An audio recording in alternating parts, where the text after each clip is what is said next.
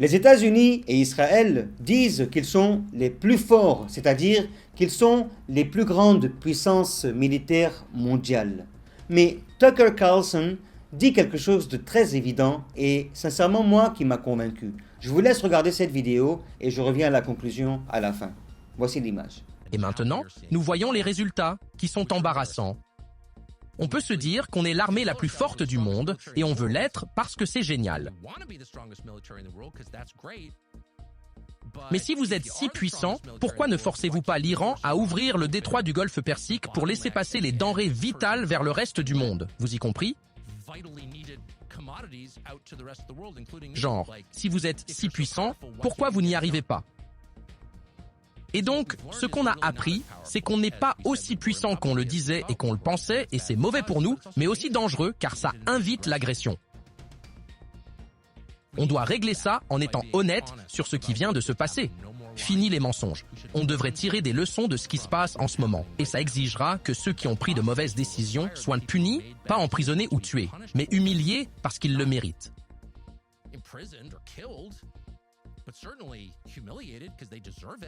Quand est-ce qu'un fonctionnaire a vraiment été humilié pour la dernière fois?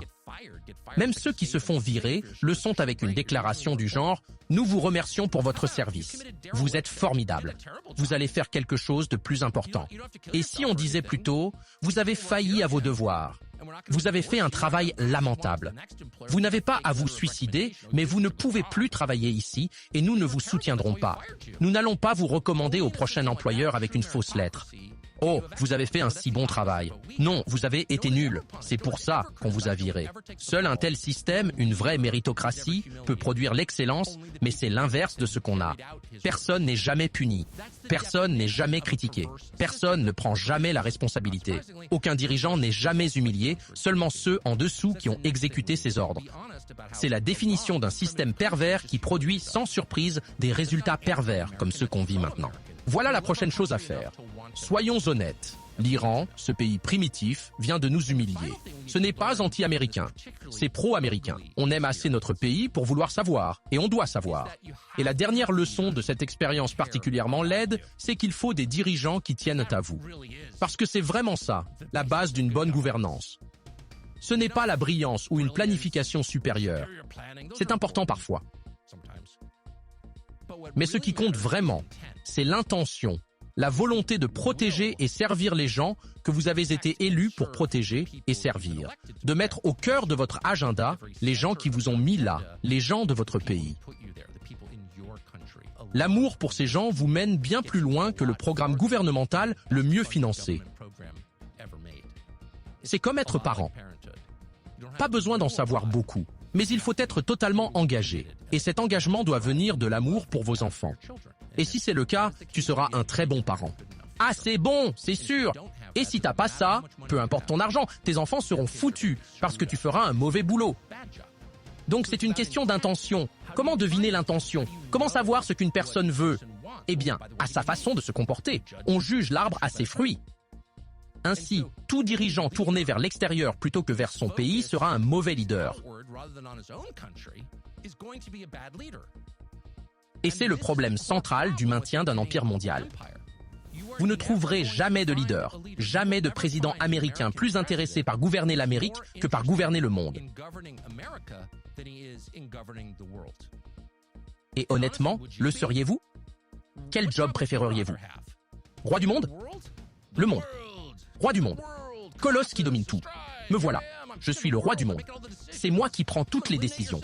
Je vais éliminer ta civilisation au petit-déj. Je vais renverser ton économie au déjeuner. Et ce soir, on aura peut-être l'opération Ténèbres éternelles. Je veux dire, ça attire le mégalomane. Tous, sans exception. Pas seulement celui-ci, tous. C'est irrésistible pour les dirigeants. Je dirige le monde. Maintenant, diriger l'Amérique, c'est difficile et chaotique. Et vous connaissez beaucoup de gens. Vous allez les mettre en colère. Si vous partez en guerre contre les Houthis, les gens ne savent pas ce qu'est un Houthi. Ils ne rencontreront jamais de Houthis. Ça ne vous coûte rien à court terme. Mais disons que vous dirigiez juste l'Amérique. Ça vous dirait de réparer Baltimore, d'être responsable de Gary, Indiana, ou Detroit, Los Angeles ou New York. Ce sont des problèmes difficiles. Comment réparer les écoles américaines? Elles sont totalement inutiles. Personne n'essaie même. Et s'ils n'essaient pas, c'est parce qu'ils sont complètement distraits. Eh bien parce que c'est difficile, évidemment. Les solutions ne sont pas évidentes. Mais on ne les tente même plus, et c'est générationnel.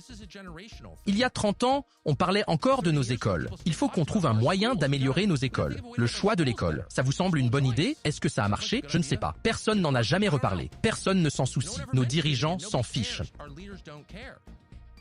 Ce qui m'a retenu et qui est le plus important, c'est que déjà à l'intérieur même des États-Unis, il y a énormément de soucis. Le peuple n'est pas content, il y a des soucis de financement, les écoles, les hôpitaux, rien ne va. Mais tu quittes ton pays, Donald Trump quitte son pays pour venir faire la guerre dans d'autres pays avec qui il n'a en réalité aucun problème. Et d'ailleurs même, leur service de renseignement aux États-Unis leur avait dit qu'il n'y avait rien d'imminent et que l'Iran n'était pas en train de faire évoluer son nucléaire. Mais ça n'a pas pour autant interdit, si vous voulez, d'aller combattre dans un pays qui ne lui a rien fait juste parce que son meilleur ami Netanyahu lui a dit de venir faire la guerre avec lui. Donc aujourd'hui, il est mis dans cette situation, ne sait même pas comment s'en sortir et essaie de trouver des fuites en disant qu'il a gagné par-ci, par-là. Pourtant, nous savons très bien qu'il n'a pas gagné cette guerre. Le deuxième point qui m'a plu de Tucker Carlson, quand il a dit que, étant donné que vous dites que vous êtes les plus fortes puissances militaires américaines et israéliennes, qu'est-ce qui vous a empêché d'aller libérer le détroit d'Ormuz? Dites-le nous en commentaire si vous le savez, parce que moi personnellement je me dis qu'effectivement, s'ils étaient aussi forts qu'ils le disaient, depuis bien longtemps, ils auraient récupéré le détroit d'Ormuz, et tout ça, je pense, se serait arrêté. Mais si vous avez un autre avis, mettez-le moi en commentaire s'il vous plaît, ça m'intéresse énormément. Si vous n'êtes pas encore abonné, abonnez-vous à ma chaîne, likez, partagez et surtout activez la notification afin de ne rien rater de mes prochaines vidéos. Salam.